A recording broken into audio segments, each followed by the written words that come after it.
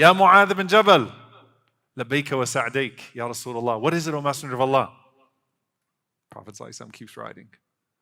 Ya Mu'adh bin Jabal, labbayka wa sa'dayk, Ya Rasulullah. What is it, O Messenger of Allah? I'm at your service. Ya Mu'adh bin Jabal, labbayka wa sa'dayk, Ya Rasulullah. What is it? I'm at your service.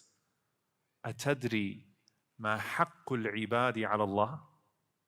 Do you know what the right of the slaves is upon Allah? Wait, we have a haqq upon Allah subhanahu wa ta'ala?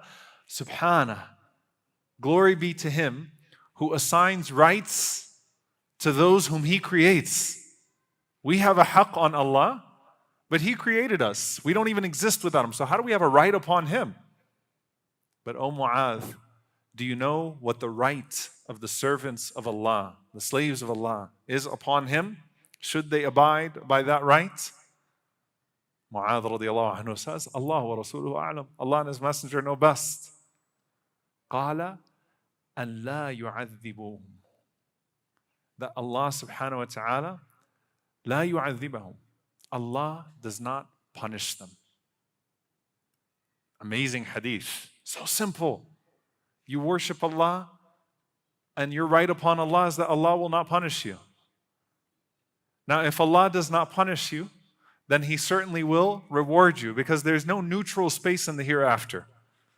You're either in the rahmah of Allah, His mercy, which is manifested in His Jannah, or you're in the adhab, in the punishment of Allah, which is manifested in His fire, even if it's for a temporary time before you shift over to His rahmah, His Jannah. May Allah enter us into His Jannah without any form of accountability or any form of punishment. Allahumma ameen. There's no neutral place here. لا يعذبهم. Allah will not punish them. Mu'adh radiallahu ta'ala anhu said, Ya Rasulullah, this is incredible. أَفَلَا أُبَشِّرُ النَّاسِ. Should I go tell everybody now? I mean, this is great news. This is what we're afraid of. We're afraid of being punished. We're afraid of falling short. And I'm not going to give you the answer yet. Pause. We'll get back to that. Mu'adh says, shouldn't I go tell everyone now? Fast forward for a moment to the Day of Judgment.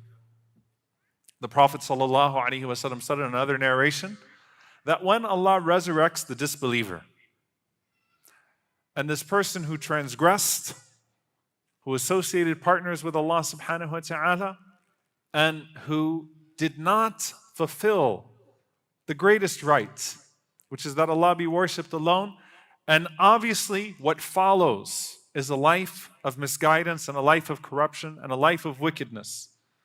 And the Prophet ﷺ says that as Allah subhanahu wa ta'ala finishes this conversation with this man on the Day of Judgment, Allah subhanahu wa ta'ala says to this person, if you could have the whole earth in gold to present right now as a ransom to get yourself out of this situation, would you do it?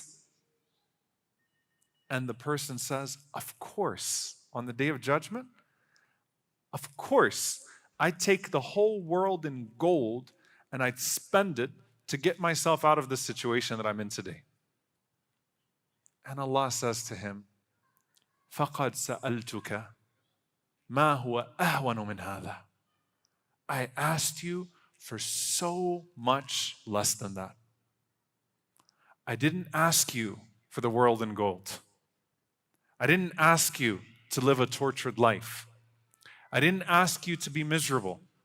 I didn't ask you to be overburdened. In fact, لا يكلف الله نفسا إلا وسعها.